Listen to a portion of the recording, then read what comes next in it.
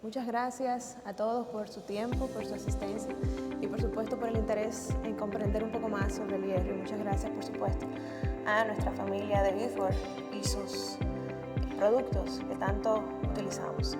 Vamos a empezar hablando sobre el metabolismo del hierro y algo sobre la suplementación oral. Es un tema bastante complejo donde tratar de entenderlo puede hacer una diferencia importante al momento de realizar algún tipo de manejo con nuestros pacientes. Entender el metabolismo del hierro es esencial para definir qué terapia es ideal porque el paciente tiene una mejor o una peor respuesta. Para poder ampliar sobre esto, vamos a distribuir esta presentación en estos puntos principales: la absorción del hierro, el transporte y almacenamiento, el hierro en la dieta, la suplementación y requerimientos especiales en las poblaciones pediátricas, en pacientes bariátricos y embarazadas. Nosotros todos entendemos que el hierro es un nutriente esencial, eso nos queda claro. Casi siempre cuando hablamos a nuestros pacientes de lo esencial que es, nos vamos a enfocar en su transporte y metabolismo de oxígeno. Ahí es casi donde recae casi toda su importancia cuando lo expresamos a nuestros pacientes. Vamos a decir, por eso te sientes cansado, por eso te sientes con falta de concentración, por eso el pelo se quiebra, las uñas se parten. Ese oxígeno, si no está adecuado a partir del hierro, pues no va a llegar a los tejidos. Pero tiene muchísimas más funciones que desde la parte unicelular hasta la multicelular se va a manifestar. Y ahí hablamos del metabolismo oxidativo, y es que el hierro forma parte de casi todas las proteínas y enzimas que participan en el metabolismo de todo nuestro organismo, así como también en el crecimiento celular y proliferación, por su participación en la síntesis de ADN, en los citocromos, y cómo esto se refleja en escenarios como por ejemplo la cicatrización de heridas. Es muy importante entender todas las funciones del hierro para poder de nuevo importantizarlo así a nuestros pacientes. Cuando hablamos de homeostasis, hablamos de equilibrio. De qué manera nuestro cuerpo, nuestro organismo se encarga de mantener todo en un orden divino, en un orden correcto. Y esta gráfica mucho tiene la intención de poderlo explicar. Aunque lo vamos a ampliar cada uno de estos detalles de este homeostasis o equilibrio del hierro, todo inicia a nivel intestinal en cuanto a la absorción, el transporte, su utilización por diferentes tejidos, eritropoyesis, formación de glóbulos rojos, todo el hierro que representa dentro de la masa eritrocitaria, lo que utiliza el músculo, la forma en la que se deposita, y en ese orden de absorción, transporte, utilización, depósito, así mismo vamos a ir desglosando esta presentación. Pero fíjense cómo ingresan a nivel de intestino 1 o 2 miligramos por día, y así mismo perdemos diariamente un aproximado de 1 a 2 miligramos por día para conseguir ese equilibrio del hierro del cual hablamos. Casi todo el hierro nosotros lo asociamos a la hemoglobina, aproximadamente un 80%, ahí es donde podríamos verla. El resto en macrófagos y hepatocitos, y otros grupos hemo, como mencioné anteriormente, citocromo, mioglobina, y algunos clústeres de hierro y azufre también contienen hierro, que forman parte importante de la participación del hierro dentro de las proteínas que utilizan este enlace. En la eritropoyesis, y esto es un dato curioso e interesante, cada eritrocito, cada glóbulo rojo, tiene alrededor de 280 millones de moléculas de hemoglobina. Y si se fijan en esta estructura de la hemoglobina, que tiene aproximadamente dentro 4 centros, y cada uno de esos centros tiene un átomo de hierro, es decir, que cada molécula de hemoglobina tiene 4 átomos de hierro, por lo cual en cada glóbulo rojo hay alrededor de 1.1 mil millones de átomos de hierro. De ahí la necesidad y la importancia de seguir hablando sobre este gran nutriente y mineral. En la absorción, y aquí es donde yo decía la doctora Denis, hematóloga, que tal vez se pueden dormir, pero es muy importante entender de qué se trata la absorción del hierro, porque cuando hablaba de entenderlo para nuestros pacientes, es esta gráfica que me refiero. Imaginémonos que estas son 2 células intestinales llamadas enterocitos. En una voy a representar cómo se absorbe el hierro hemo, ese hierro que proviene de las carnes, del pollo, del pescado.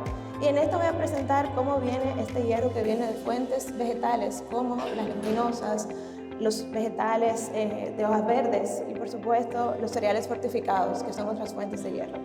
Para empezar con esta, las fuentes de hierro hemo, que son las de base animal, entran directo a partir de este transportador de hierro hemo, llamado en inglés Heme Carrier Protein 1. A partir de ahí entra este hierro hemo directo desde la membrana del enterocito o de la célula intestinal, y a través de la hemoxigenasa pues se libera al hierro ferroso.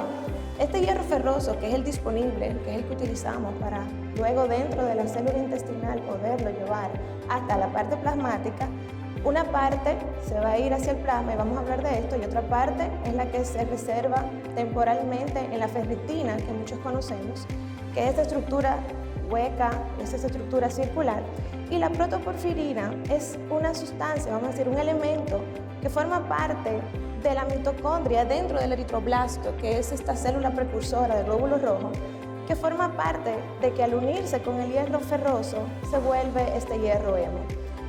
Cuando este hierro, que ya va a ser utilizado para ser transportado más adelante por la transferrina, este hierro ferroso, que yo vivía confundiendo mi hierro férrico y hierro ferroso, le decía yo al doctor Santana, oye, me pusiste a estudiar, porque la verdad es que todos estos conceptos son cosas que uno tal vez revisa para este tipo de presentaciones, pero yo creo que todos aquí deberíamos de manejarlo al dedillo.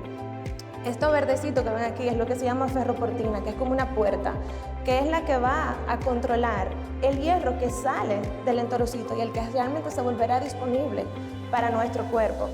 Y a través de esta ferroportina pasa este hierro ferroso, que a través de la efestina se vuelve en hierro férrico, y entonces es utilizado por nuestro sistema o nuestra circulación plasmática, que vamos a explicar en la próxima diapositiva. ¿Qué ocurre diferente cuando yo consumo hierro no hemo, o ese hierro a partir de vegetales? Debe de reducirse este hierro férrico a hierro ferroso a través de la ferroreductasa. Pasa a través de un transportador de metales divalentes, DMT1, que es interesantísimo conocer que estos conceptos de transportador de metales divalentes, hepsidina, ferroportina, apenas tienen como unos 24 o 25 años de descubrimiento. Esto es muy interesante porque antes de este tiempo no conocíamos estos procesos metabólicos de esta manera tan explícita. Igual que aquí, con la protoporfirina, se une al glóbulo rojo.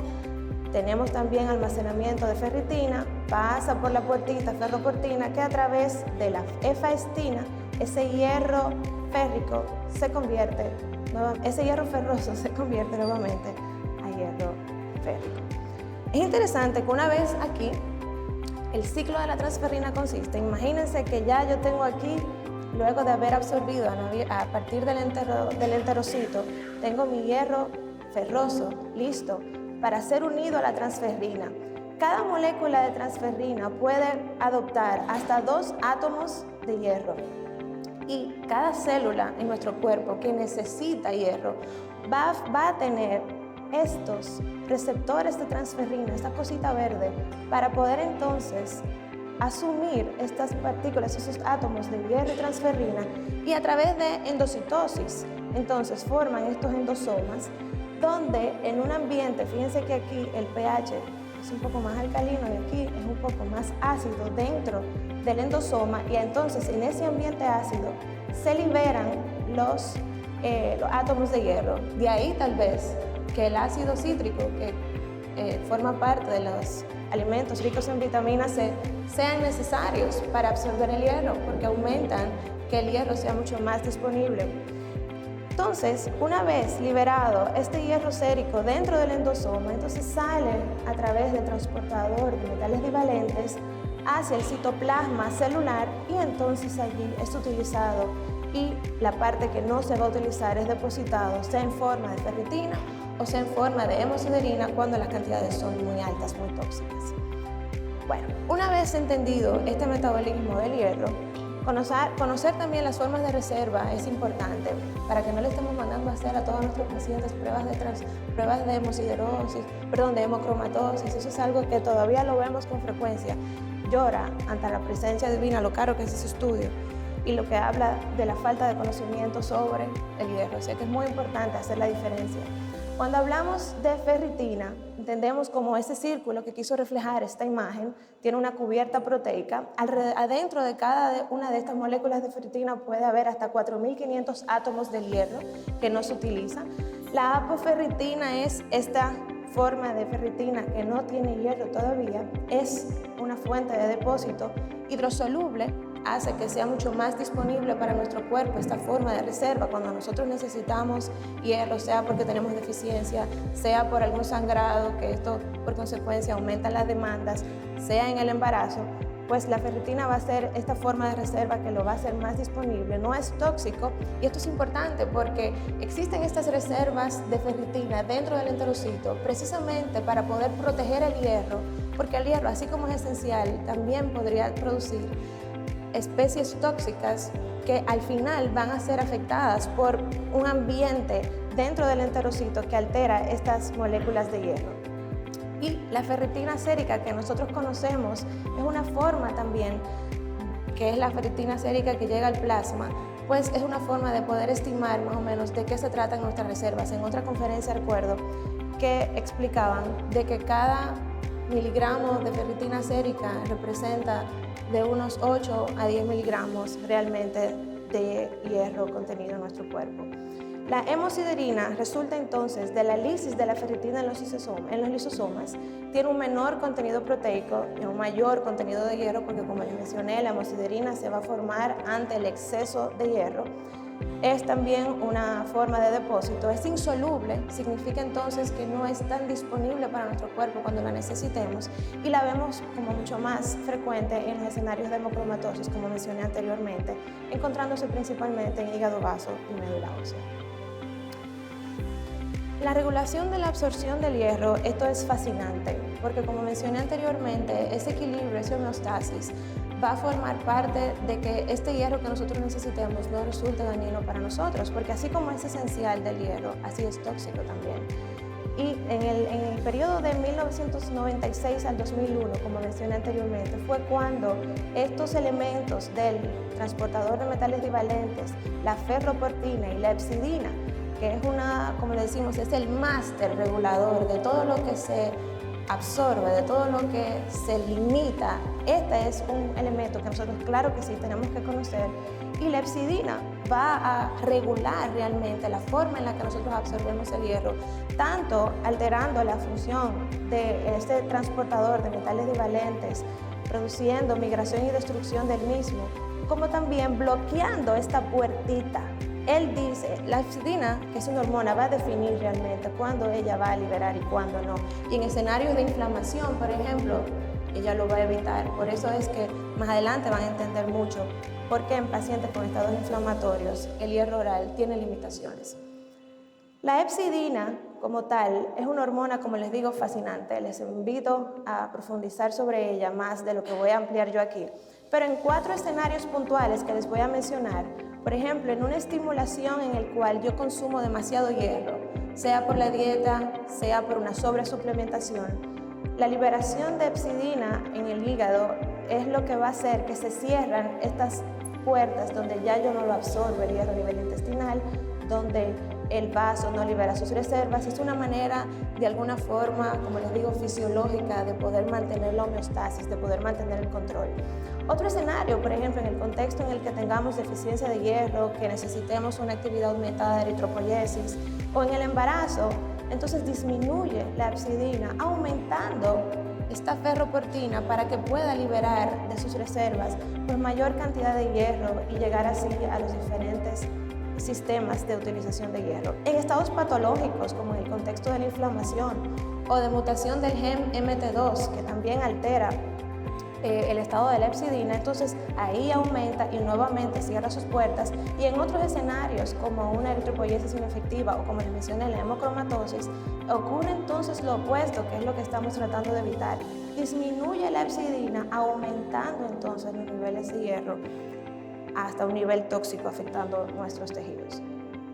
El hierro en la dieta, como todos conocemos, viene, como ya les mencioné, y ahora entendemos mejor esta gráfica cuando hablo de hierro hemo y hierro no hemo. Sabemos que el hierro hemo viene de carnes, principalmente pescado.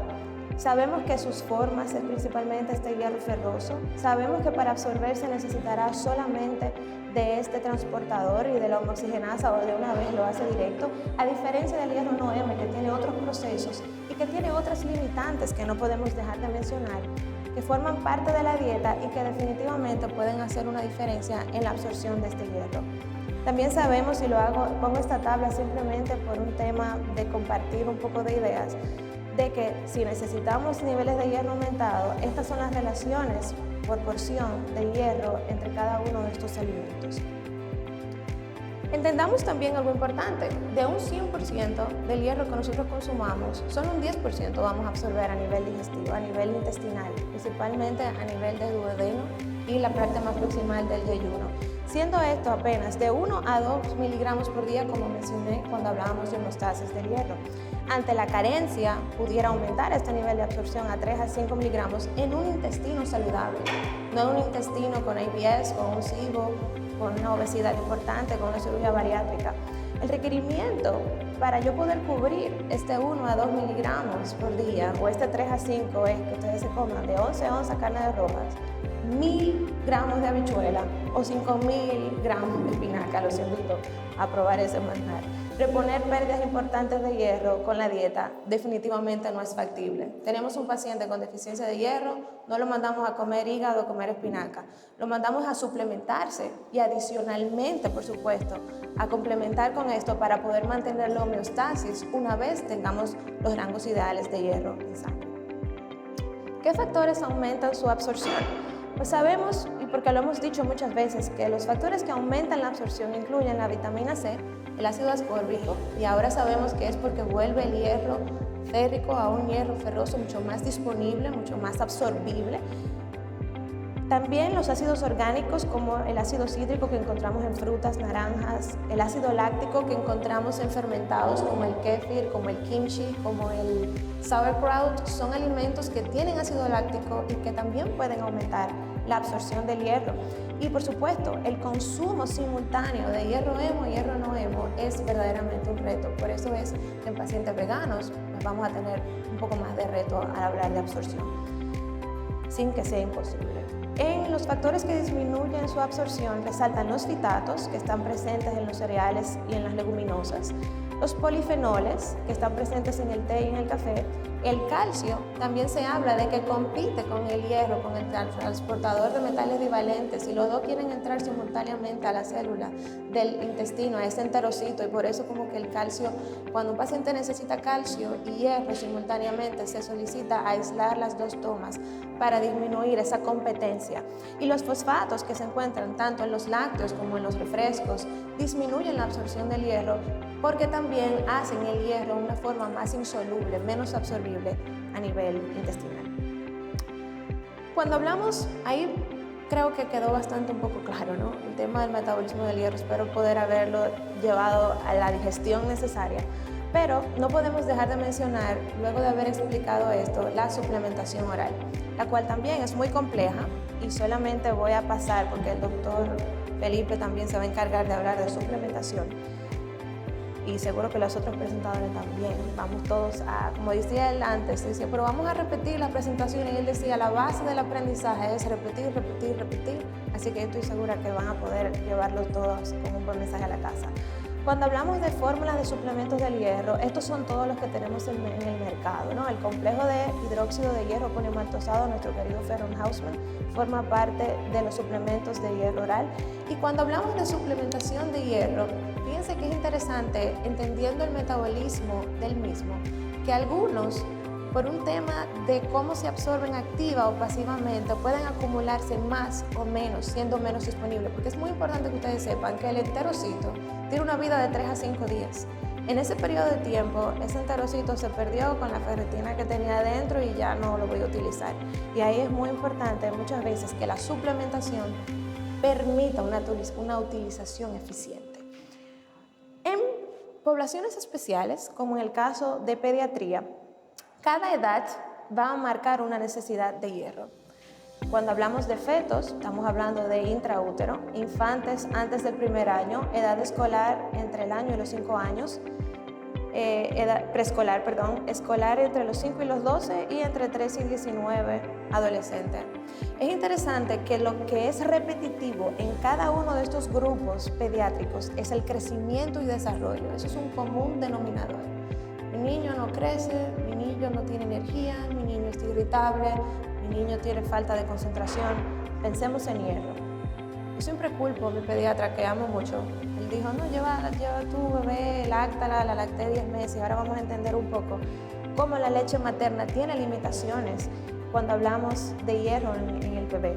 El contenido medio de hierro en un recién nacido es de 250 a 300 miligramos. Al primer año de vida, este contenido casi se duplica, las reservas. Entre 1 a 6 años, o la necesidad mejor dicho, el contenido de hierro se duplica nuevamente. O sea que el bebé nace y a partir de los 4 a 6 meses empieza exponencialmente a necesitar cada vez mucho más hierro, por lo que le hablaba anteriormente de su crecimiento y desarrollo. Vamos a llevar eso en la misma velocidad de necesidad de hierro. Los lactantes absorben entre 0.5 y 0.75 miligramos de hierro por día, lo que supera la cantidad que ellos pierden por día. Y alrededor de 2/3 de casi todo el hierro que pierden es en la descamación de la piel, tanto de la piel como del intestino. Fíjense en esta gráfica, en rojo yo estoy colocando los depósitos de hierro. Como en el nacimiento el bebé tiene una excelente reserva y a los 6 meses, y a las 6 semanas, pero miren a los 6 meses. La reserva de hierro es casi nula. Hablarán de que el niño no tiene anemia escasamente si le hacen pruebas de análisis, porque un bebé cuando le está haciendo pruebas de sangre a menos que tenga algún problema, importante de hecho. Entonces fíjense, si lo entendemos por qué entonces cuando el niño empieza la alimentación complementaria no le podemos decir a la madre, dale carne, dale huevo, dale espinaca, que con eso tú vas a reponer el hierro. Eso no da. Ya entendemos cómo se maneja el mecanismo de absorción del hierro y la importancia de la suplementación. No, que mi bebé no se lo quiere beber, señora. Póngase los pantalones, póngale el hielo. Fíjense que es importante que a término, por lo general, nace con suficientes reservas de hierro y a pretérmino, entonces no. Porque casi todas las reservas de hierro se van a dar en el tercer trimestre. De ahí la necesidad de entender, porque, que el bebé cuando nace tiene mucha reserva de hierro, pero si nació a término, porque si nació prematuro, ese niño va a necesitar una suplementación de hierro importante. La leche materna es relativamente baja en hierro. Se habla que de 0.2 a 0.4 por litro, pero es un hierro muy disponible a nivel digestivo. Es un hierro que prácticamente un 50% se absorbe, a diferencia de cuando el paciente se alimenta con fórmula, pues el hierro dentro de la fórmula tiene una menor disponibilidad y ahí la cantidad mayor que posee. Pero no pasa nada, si por alguna razón mi bebé no pudo ser lactado, lo que debo es de poderle aplicar una fórmula infantil estándar, las cuales contienen alrededor de 12 miligramos por decilitro, lo cual junto con la alimentación complementaria y la suplementación más adelante va a tener la cantidad idónea de hierro. Esto es importante porque no le podemos dar leche de vaca al bebé antes del primer año, porque es que no tiene hierro, no tiene absolutamente nada y el bebé no toma nada. Todavía le das, al que ha sido madre aquí, le das alimento complementario a los 6 meses y sigue siendo la leche lo que el bebé más toma por un tema de manejo, por un tema de masticación. El niño no tiene dientes, señores. Por todo lo fisiológico que representa el crecimiento, seguirá siendo la leche y de ahí la necesidad de la suplementación. La prevalencia cuando se habla de deficiencia de hierro y de anemia por deficiencia de hierro sigue siendo en edad pediátrica más importante en la edad preescolar, menores de los 5 años, porque el niño come menos, el niño es más picky eater, más mal comedor, el niño también tiene menos preferencia por las proteínas, tiene menos conciencia. Y esto es muy importante porque si el pediatra o el médico X que lo está asistiendo no instruye a esta madre en la necesidad, por supuesto que va a ser la edad en la cual tenemos una mayor deficiencia de hierro. En la adolescencia es interesante cómo donde aumenta exponencialmente la necesidad de hierro es entre los 12 a los 16 años, que es en medio de la pubertad. Allí es cuando este niño necesita una mayor cantidad de suplementación de hierro porque el crecimiento es mayor, las demandas son mayores. Y ustedes dirán, wow, ¿para qué ponerle hierro a todo el mundo? Fíjense qué ocurre, cuáles son las consecuencias de la deficiencia de hierro o de la anemia de deficiencia de hierro en factores y sus factores de riesgo. Menos de un año vamos a tener que si el parto fue prematuro o el niño tiene bajo peso al nacer, esto tiene que ver más ya con la madre. Si hubo pinzamiento temprano del cordón umbilical, puedo tener deficiencia de hierro. Por eso ahora se lo pinzan tan tarde que el niño nace casi morado de tanta sangre que le pasa. Si el niño está alimentado con leche de vaca desde el principio porque es más barata que la fórmula, tenemos que reconocerlo en un país como el nuestro. la falta de alimentos fortificados con hierro después de los 6 meses o una leche de fórmula que no sea fortificada. En edades de 1 a 5 años, como les dije anteriormente, el niño nada más quiere leche, se la pasa el día entero bebiendo leche, no quiere otra cosa, quiere el confort de la tetera, le rodean los dientes, un montón de cosas. Está muy enfermo, está ñoñito, la edad en la que le da todo tipo de virus. En estas edades donde el apetito se afecta considerablemente, asimismo aumenta la deficiencia de hierro. Y no podemos dejar de mencionar, por supuesto, en nuestro país, estos bajos niveles socioeconómicos, estas condiciones especiales de salud, que pueden hacer, por supuesto, que tengamos menos acceso a la suplementación. ¿Cuáles implicaciones negativas? A corto plazo, alteración en el temperamento, interacción madre-hija, velocidad de conducción neural, memoria, como mencioné, y a largo plazo es un paciente que va a tener una disminución de su memoria, más problemas de rendimiento escolar, mayor riesgo de desarrollar esquizofrenia en la edad adulta. ¿Cuáles son las recomendaciones? Bien, las recomendaciones en prematuros es que son alimentados con leche materna, como le mencioné. Fíjense que estos son los que necesitan suplemento, todos. Ustedes ven, todos, puedo desde los prematuros, nacidos a término, en edad preescolar, todos. Algunos van a tener una mayor prevalencia de anemia, porque recuerden que la falta de hierro no es anemia, eso estamos claros, estamos hablando de que queremos regular los depósitos, queremos lo que realmente es más representativo para la función, porque ya reconocemos que cuando el paciente tiene anemia, es tarde ya, tiene tiempo con las reservas muy bajitas y todas sus secuelas. Se habla de que en los prematuros 2 miligramos por kilo, en los nacidos a término 1 miligramo por kilo por día, y así van aumentando las necesidades de hierro acorde a la edad. La duración será intermitente a partir del año, será más continua en prematuros y en nacidos a término. Y hablemos ahora de las embarazadas. ¿Por qué ustedes creen que hay un mayor requerimiento de hierro en el embarazo? Desde la expansión del volumen plasmático, la mayor masa de glóbulos rojos, los requerimientos de hierro placentario y fetal se aumentan y hay una pérdida que ustedes saben que vamos a tener en el parto. Si ustedes saben que ustedes parta vía vaginal o lo haga vía cesárea, hay una pérdida importante de sangre, anticípelo y prepárese, tenga unos mejores depósitos de hierro. Yo no sé, la gente como que se le olvida que eso va a ocurrir. Y los ginecólogos en general no consideran muchas veces esto algo estándar y esperan que el paciente le baje la hemoglobina, como vamos a ver más adelante. Fíjense que hay cambios en los requerimientos de hierro antes y después del parto, pero definitivamente en el segundo y tercer trimestre es cuando más tanto el feto como la placenta van a demandar.